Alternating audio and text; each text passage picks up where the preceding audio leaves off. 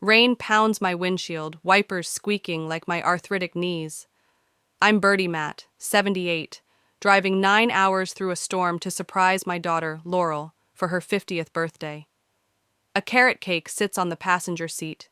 3 layers, cream cheese frosting, 24 marzipan carrots I shaped with trembling hands. It took 2 days to make, each carrot a labor of love. Laurel's loved carrot cake since she was 7, when she called chocolate too obvious. The clock reads 4:47 a.m. My thermos of cinnamon coffee steams, the radio hums an oldie Harold and I dance to. I grip the wheel, knuckles white, eyes straining through sheets of rain. 9 hours to Hartford, 9 hours to see her face light up. I can do this. Yesterday my neighbor Theta leaned over our garden hedge, pruning shears in hand. Driving alone? She said, gray curls escaping her hat. In this weather? Birdie, your knees? I cut her off with a smile. My knees and I have an agreement. They complain. I ignore. She sighed, told me to call when I got there. Someone's got to look out for you, she muttered. A truck sprays water, blinding me. I slow to 50, hunched forward, heart pounding. The cake secure, nestled between pillows. My phone buzzes. Theta checking in. I ignore it, lost in memories. Laurel at 6, squealing over a dollhouse I built. At 12, blowing out candles on a book-shaped cake. When did things change? Her calls grew short, visits rare. Christmas in Barbados while I sat alone. Was I too needy? Too melancholy? At a rest stop, I rub icy hot into my knees, wincing. An attendant hands me a paper towel. Long drive? She asks. Halfway to Hartford, I say. Birthday surprise. She frowns. Weather's worsening. Maybe wait. But birthdays don't wait. Back on the road, ibuprofen burns my throat. The storm worsens, rain like a confession. I picture Laurel's hug, her little girl squeal. It'll be worth it. Laurel's house glows through the rain, a Tudor on a cul-de-sac. I park across the street, lift the cake, and step into the downpour. Soaked in seconds, I slip through the unlocked door. Birthday guests, I assume. The foyer's marble gleams, smells of rosemary and garlic. Laughter drifts from the kitchen. I hesitate, cake heavy in my arms. Surprise? Too cliché. Happy birthday? Too sweet. I step forward, hearing Laurel's voice, sharp.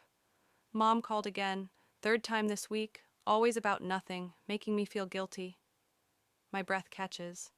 Kent, her husband, laughs. At least she didn't invite herself for your birthday. Remember last year? 5 days. I freeze, cake trembling. Then Laurel says it. God, I hope she crashes. Then we wouldn't deal with her constant calls. Kent chuckles. Or gets lost. A weekend without guilt trips. Their laughter cuts me open. My daughter, the child I nursed through fevers, drove to midnight ERs, wished me dead. I step into the kitchen. They freeze, Laurel mid-chop, Kent stirring sauce. Mom? Laurel gasps. Kent stammers, Birdie, you're... I set the cake on the counter, eyes burning. Without a word, I walk out, rain swallowing their calls. Mom, wait. We didn't mean I drive away, wipers sweeping truth, love, indifference. In my rear view, they shrink in the driveway. Small, insignificant. I don't look back. That night, in a motel, my phone buzzes. 27 missed calls, 42 texts. You misunderstood. We were joking. I silence it, staring at my hollow reflection. They wished me dead. Now what? I'm Birdie Matt, 78, no longer the mother who waits by the phone. After hearing my daughter Laurel wish I'd crash, I drove to White Plains seeking solitude, not loneliness. The rain's gone, but clarity remains.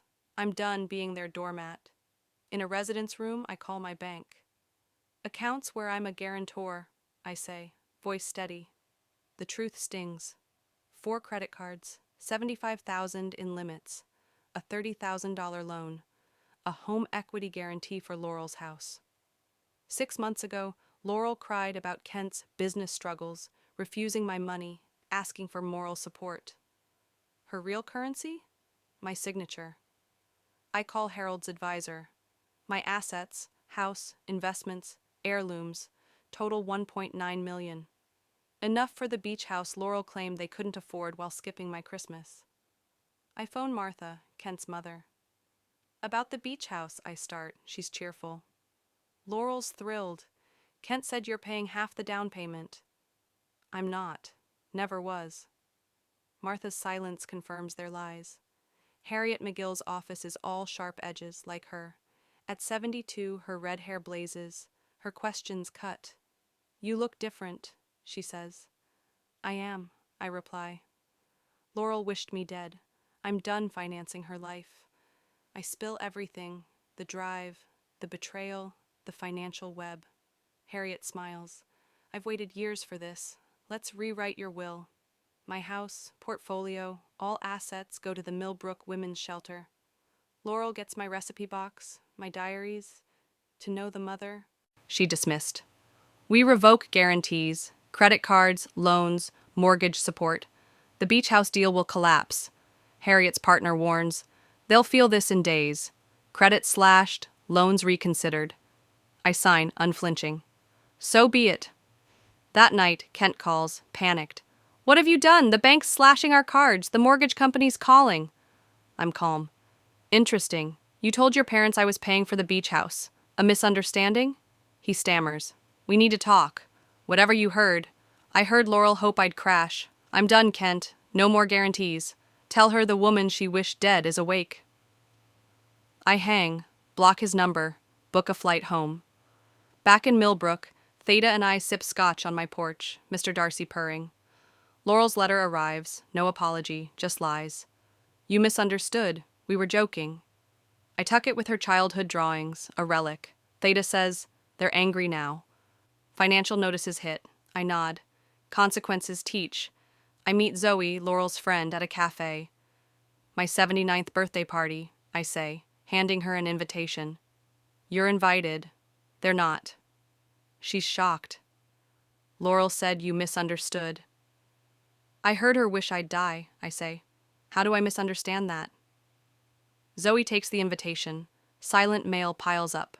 Mortgage letters, credit notices. Laurel's texts beg. We're losing the beach house. I don't reply. Martha texts. Closing canceled. They're blaming you. I'm sorry they lied, I write back. Then, a call from Hartford Memorial. Dr. Leland's voice is calm. Your daughter's here. Stable, but staying overnight. She asked for you. Says she's sorry. If you meant what you wrote in your card. My heart stutters. I grab my keys. Tell her I'll be there in 3 hours. The drive to Hartford is clear. No rain, no cake.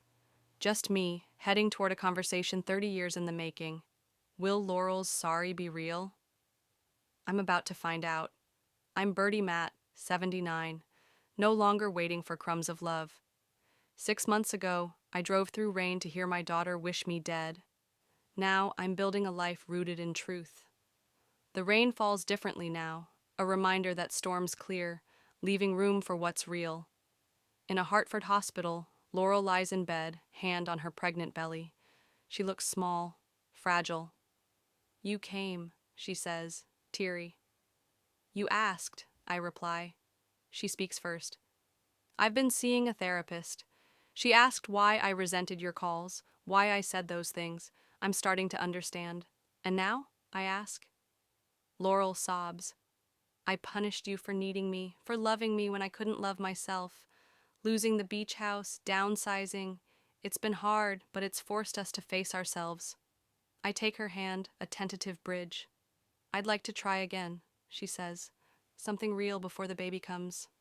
It's not forgiveness, not yet, but a start. My 79th birthday blooms in my garden. Theda brings potato salad. Harriet's red hair blazes. Zoe's here, choosing truth over Laurel. Women from the shelter, my new family, laugh around carrot cake, new recipe, ginger and cardamom. Harriet toasts to Bertie, braver at 79 than most at 40. Theda adds, to knowing your worth. I smile, heart full. At the Millbrook Women's Shelter, I help women rebuild. A young woman says, you get it, how someone can love and hurt you. I nod. I've had experience. The shelter stays in my will, with a trust for my grandchild. Laurel's pregnancy stirred tangled feelings. I sent a card. A child changes everything. My door's open for respect, not money. We've built new patterns, weekly coffees, no finance talk. Kent struggles, his charm fading, but tries for Laurel and the baby. I paint watercolors, hike trails, plant blueberries. Some call it revenge. I call it consequences. Love without respect isn't love. I'm no doormat. I'm the storm. In my kitchen, I mix batter, blueberries budding outside. Laurel's ultrasound arrives. Your granddaughter, she has your nose. I touch the screen, smiling, then bake. The oven dings. I pull out the cake. Less sugar, more spice. Like me. Laurel's texts still come, tinged with entitlement. I reply only to honesty. Through Martha, I hear they've downsized. Kent works double shifts. Laurel sells real estate. Consequences teach what my love couldn't. This Thanksgiving, I'll host Theta, Harriet, new friends. I've planted asparagus, a crop for decades. At 79, I'm growing. Outside, the maple tree Harold planted buds green. The rain's gone, the world washed clean. I learned at 78 that some storms don't break you, they reveal you. I'm worth more than their expectations. We all are.